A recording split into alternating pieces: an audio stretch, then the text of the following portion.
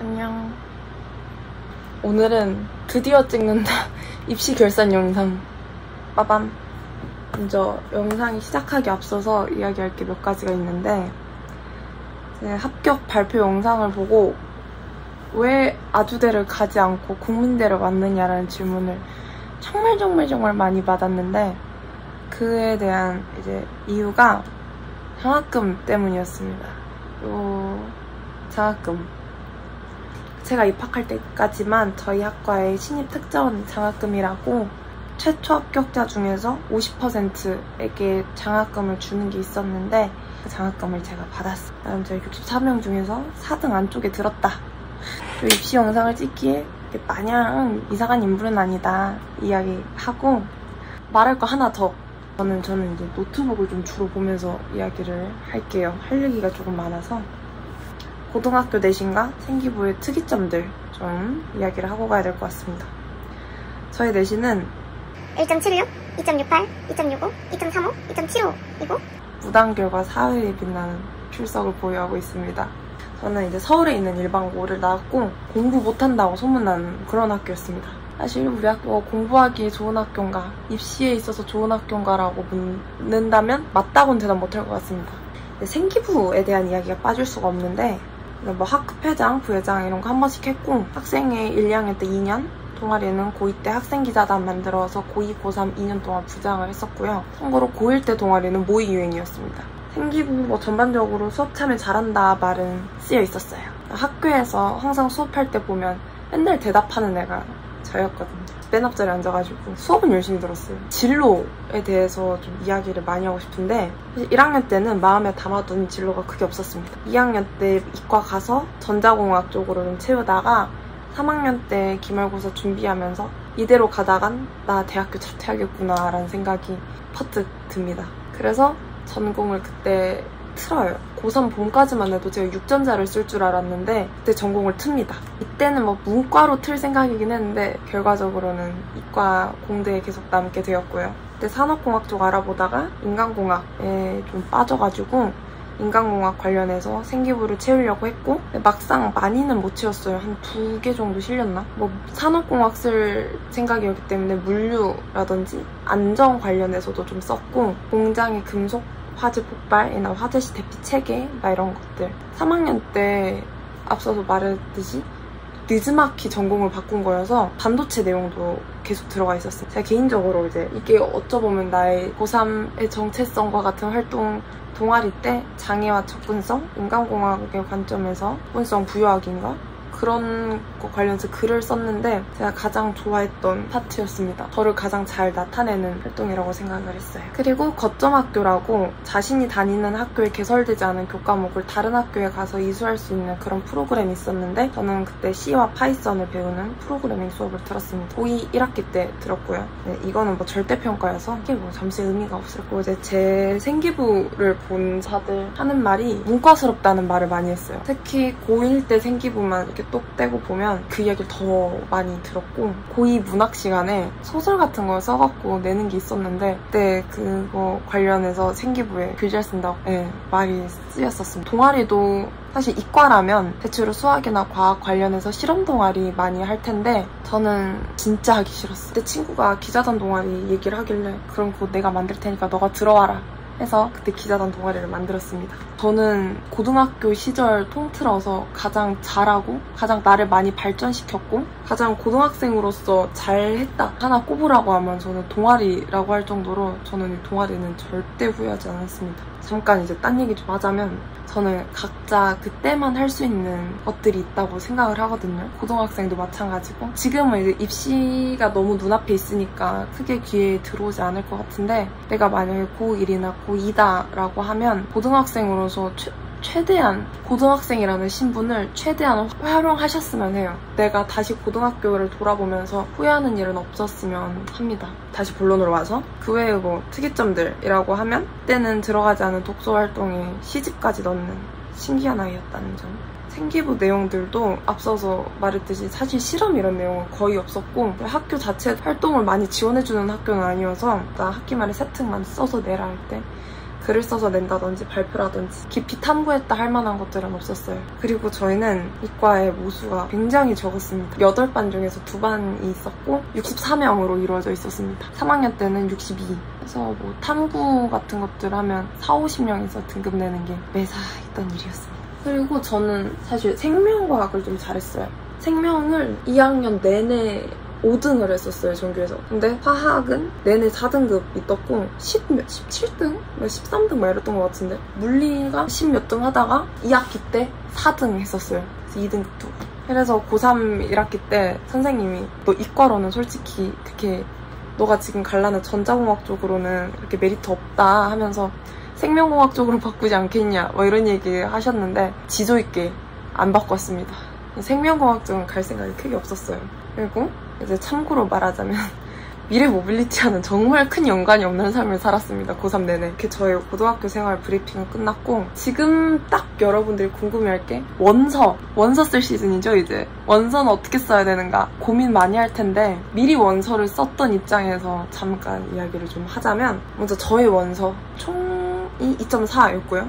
동국대 산업시스템공학, 국민대 미래모빌리티, 숭실대 산업정보시스템공학, 아주대 산업공학, 항공대 스마트드론공학, 상명대 컴퓨터공학을 썼고 그리고 동국대 산업시스템공학이 말은 교과하긴 했는데 이게 면접 자소서 없는 종합이랑 똑같았어요. 이게 여러분들이 이제 쓰게 될 종합과 많이 유사한 제가 만약에 제가 고3으로 돌아간다 한들 사실 원서 그 조합을 크게 바꿀 것 같진 않아요. 당시 고3 요 나영점의 마음을 보아하면 빨리 입시판을 벗어나고 싶은 마음이 가장 컸고 두 번째로 영향을 많이 끼쳤던 게 선생님들이었어요. 이제 여러분들도 똑같이 아마 겪고 계실 것 같은데 원서 상담을 하다 보면 선생님들이 이거만 안 된다 생각했던 것들보다 되게 낮은 대학들 알려주면서 이래도 힘들다 뭐 이런 얘기 꺼내실 것 같은데 선생님들과 이야기하다 보면 제 자신이 정말 초라하게 느껴졌거든요. 결국에는 이렇게 좋은 결과를 얻었지만 사실 그 당시 저는 선생님들한테 좋은 소리는 못 들었습니다. 특히 국민대 같은 경우는 국민대가 아무래도 자동차론 좀 세다 보니까 요 미래 모빌리티가 또 자동차 대학 그 연관해서 생긴 과다 보니까 너 여기 못 붙는다 이렇게 아씨 이거 어려울 것 같다고 또 이거 붙는 거 기대 안 하는 게 좋을 거다 뭐 이런 식으로 얘기했던 선생님도 계셨고 원래 동국대 산업공학을 종합으로 쓰려고 했는데 또 미쳤냐면서 안 된다고 엄청 막으셨는데 그리고 숭실대 아주대 다 1차 붙고 나서 보니까 참 그렇게 성적이 너가 여기 쓰는 애들에 비해 낮은 편은 아니지만 좋게 볼진 모르겠다 뭐 이렇게 얘기도 하시고 그러다 보니까 자신감이 좀 떨어지게 되더라고요. 그리고 상명대 같은 경우를 사실 안 쓸 생각이었어요. 제가 상명대를 쓰는 것보다 상명대를 썼을 때 더 좋은 원서 조합이 나오는 아이들이 더 있었기 때문에 안 쓴다는 식으로 제가 얘기를 했어요. 상명대를 쓰지 말까요 그냥? 이렇게 얘기를 했는데 그때 너는 상명대도 안전하지 않다 이렇게 얘기를 하셨죠. 그때 최저 때문에 그런 얘기를 하셨는데 뭐 지금은 사실 제가 뭐 이 대학에 국민대에 오고 이 미래 모빌리티 여기로 왔다는 것에 전혀 후회하진 않아요. 저는 그거는 전혀 없거든요. 근데 다만 그때 저에게 조금 더 믿음을 갖지 못했던 게 아쉬움이 남을 뿐이죠, 저는. 그래서 지금 이 영상을 보는 고3 수험생분들에게도 곧 수능이 100일이 깨진다는 소식을 제가 접했습니다. 정시고 수시고 다 이제 얘기해주고 싶은 건데 수능 100일 깨지고 진짜 시간 안 남은 것 같잖아요. 근데 저는 생명과학을 50일 깨지고 공부를 시작했어요. 생명과학을 진짜 빠르게 일주일 안에 그 하루 그거 다 풀었던 것 같은데 2점짜리들 문제들만. 그리고 나서 그 백호 커리를 탔거든요. 그때 상크스 듣고 파이널 백제 듣고 2개 듣잖아요. 그러면 파이널 백제 끝나는 순간 애초에 수능이 몇 주 안 남은 상태가 돼. 2주? 애들이 이미 그때부터 실무 풀 때여가지고 이미 10월이 거의 다 끝나가는 시점이기 때문에 그때부터 이제 백호급 실무 풀고 그 전에 수능들 풀고 그러면서 공부를 했었는데 그래서 제가 수능이 생명이 2가 떴더랬죠. 사실 신모 때까지 계속 뭐 4 뜨던 인간이었는데 그때 수능 때 2 받고 사실 수능장 가서는 수능장에 시험지가 찢어질 줄 누가 알았나? 생명 풀다가 시험지가 푹 찢어져가지고 그때 딱 그 점수 받고 들었던 생각이 좀 더 믿어줄 걸 나를. 여러분들도 그건 어려워요. 갑자기 1등급이 나오고 만점을 받고 이거는 어렵거든요. 이거는 사실 100일 만에 한다 이건 좀 힘든 거긴 해요. 근데 지금의 나보다 더 나은 내가 되기에는 100일이라는 시간은 정말 충분히 긴 시간이라는 거, 제가 산 증인으로 얘기를 꼭 하고 싶어요. 조금 더 자신을 믿어보고, 결국에는 다 본인 책임이니까 본인이 책임질 수 있는 범위 안에서는 자신을 더 믿어봤으면 좋겠습니다. 저처럼 대학 가고 나서 아쉬움 느끼지 말고 믿을 수 있을 때 믿는 게 좋은 거더라고요. 그러려고 공부하는 거고, 저의 일화들을 이야기하는 거는 이 영상을 보면서도 나도 같은 상황인데 하면서 그냥 공감 한 번 더 하고 여기서 좀 위로를 얻어갔으면 좋겠다는 그런 마음입니다. 저는 사실 원서에는 정답이 없어요. 저는 그냥 본인 성향 따라서 원서 쓰는 것 같아요. 도전하는 걸 두려워하지 않는 애들은 저와 정말 반대되는 원서를 쓰고, 저는 고1 때부터 좋은 대학에 가겠다는 마음보다는 일단 최대한 노력을 하고 그에 맞는 대학에 가겠다는 마음을 항상 갖고 있는 사람이어서, 저는 제가 생각해도 대학엔 큰 욕심 없었던 사람인 것 같아요. 그래서 원서를 또 이렇게 많이 안전하게 쓰기도 했고요. 고3 육모 끝나고부터, 그때부터 선생님들이 너의 생기부 뭐 이렇다 저렇다 그러면서 그 대학 뭐 얘기 많이 할 텐데, 결국에는 대학을 쓰고 대학에 가는 건 본인이라는 거, 학교장 추천 전형을 제외하고는 본인이 책임질 수 있는 범위 안의 것들이라면 마음껏 자유롭게 쓰셨으면 좋겠습니다. 솔직히 내 원서 봐, 6장에서 4개 취초합하면 뭐해. 결국에는 대학 한 군데밖에 못 가는데 6장에서 한 장 없는 셈 치고 원서 쓰는 거는 정말 큰 문제 안 되거든요. 그 2장은 버린다 셈 치기를 제가 추천하거든요. 한다면 하나는 위쪽으로 버리고 하나는 아래쪽으로 버리고 나머지 4개로 좀 머리 굴려서 원서 배치하고, 제가 만약에 다시 쓴다면 전 그렇게 쓸 것 같아요. 하나는 위쪽으로 그냥 중경의식 때 한번 써볼걸. 떨어지면 뭐 어때, 남는 게 5장인데 위로 하나 쓰고 아래로는 막 상명대나 항공대처럼 안전빵 하나 쓰고, 만약에 다시 고3 간다면 그렇게도 배치해볼 것 같아요. 정말 이 말을 꼭 하고 싶어요. 한 장 버린다 셈 쳐도 전혀 문제될 거 없습니다. 각자 좋은 방향으로 원서 쓰길 바랍니다.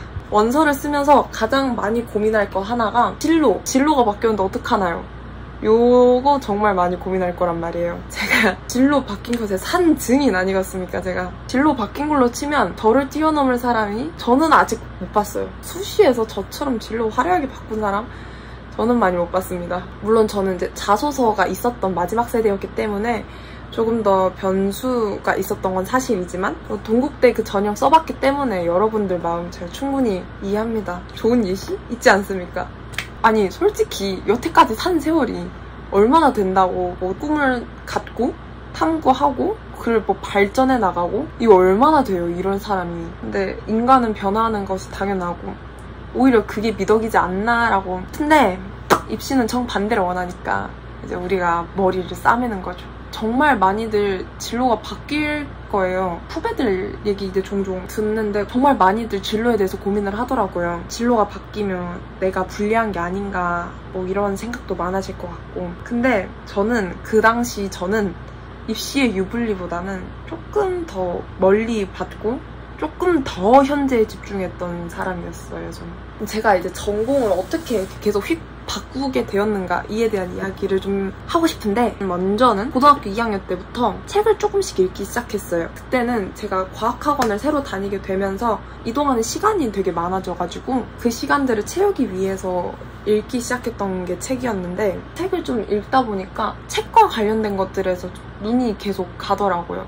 팟캐스트도 그때 좀 많이 듣기 시작했고, 책 관련된 유튜브도 많이 보기 시작했고, 그리고 기자단 동아리를 하면서부터 제가 꾸준히 기사를 읽어오기 시작했거든요. 그것들까지 더해지니 세상을 바라보는 시야가 좀 바뀌는 게 느껴졌어요. 그러다 보니 저도 저 자체에 대한 이제 물음이 좀 생긴 거죠. 그 당시에 저는 인공지능 반도체, 뉴럴모픽 반도체라는 거에 대해서 주로 밀고 나가던 사람이었는데, 그때도 종종 느꼈던 마음이긴 했지만 이게 너무 고도의 기술이다 보니까 현실감이 없기도 했고 뜬구름 잡는 기분이 들기도 했어요. 근데 그때 마침 점점 사회를 접하게 된 거죠. 저도 팟캐스트가 진짜 정말 영향을 많이 끼쳤는데, 관심이 가지던 것들이 막 집단 간의 갈등이나 차별, 노동, 능력주의, 투표랑 민주주의 대통령 선거 있던 시즌이어가지고 고3 때가 그런 것들이 눈이 가더라고요. 제 채널에 보면 책 추천 영상들이 좀 많은데 제가 추천하는 과학책들 영상을 보면 과학 자체를 다루는 책들보다는 과학이랑 사회를 좀 더 엮어서 보는 책들이 더 많아요. 제가 그런 책들을 많이 읽게 된 것도 이때의 영향이 굉장히 컸죠. 인공지능 반도체보다는 과학과 공학이 어떻게 사회에 영향을 미치게 되는가 이런 지점들을 더 많이 생각하고 고민하게 되었었어요. 이렇게 애매하게 계속 고민을 유지하다가 고3 중간 이후에 터지게 됩니다.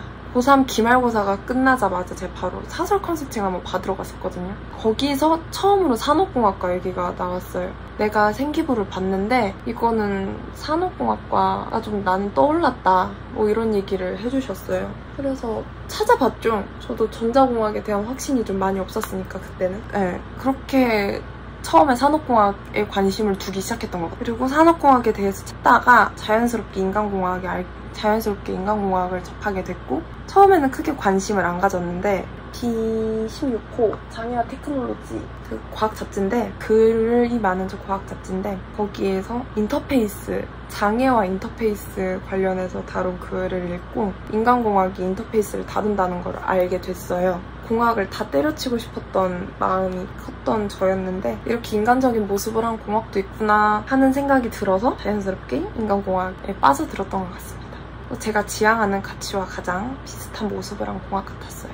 여기에서 여러분들이 주목해야 될 점은 인간공학에 대해서 파악하고 알고 한 게 고3 기말고사가 끝난 이후의 일이라는 거예요. 참 드라마틱하게 전공 바꿨어요, 제가 또. 기말고사가 끝나고 전공을 이렇게 해도 8월 31일까지인가 그게 생기부 마감이었거든요. 그 전까지도 계속 전자공학과 산업공학을 계속 고민하면서 대학교 전공이 사실은 미래를 결정짓는 그런 요소는 아니라는 거 모두가 알고 있을 거예요. 실제로 대학 와서도 전공을 바꾸기도 하고 아니면 전공과 관련 없는 일을 하는 사람도 되게 많으니까. 하지만 그럼에도 저는 절대로 놓쳐서는 안 되는 요소가 이제 자신이 지향하는 가치와 맞는가거든요. 내가 이루고 싶은 가치가 있고 이를 이룰 수 있는 배경을 지원하는가. 만약 이 질문에 모두가 다 예스라는 답이 나오면 저는 아무리 사람들이 너가 반대로 걷고 있다고 딴 길을 걷고 있다고 하더라도 저는 그 길을 그대로 걸어갈 마음이었습니다. 전공이 바뀐 게 크게 문제라고 생각을 하지 않았어요. 내가 하고 싶은데 못 줄 거야. 약간 이런 마음이 더 컸습니다. 이미 본인이 그런 마음이라면 제가 생각하기엔 여러분들은 그 학과를 지원하기에 충분한 사람이지 않나 라고 생각합니다. 산업공학은 이과 자체가 1학년 때부터 준비하는 학생이 많은 과는 아니었어요. 저는 그와 비슷하게 3년 내내 하나의 진로만 바라보는 학생들 또한 많지 않으리라고 생각을 하거든요. 그게 오히려 더 자연스럽다는 걸 입학 사정관들도 어느 정도 감안해 주시는 것 같아요. 너무 겁먹지 마시고 본인의 길을 꿋꿋하게 걸어가길 바랍니다.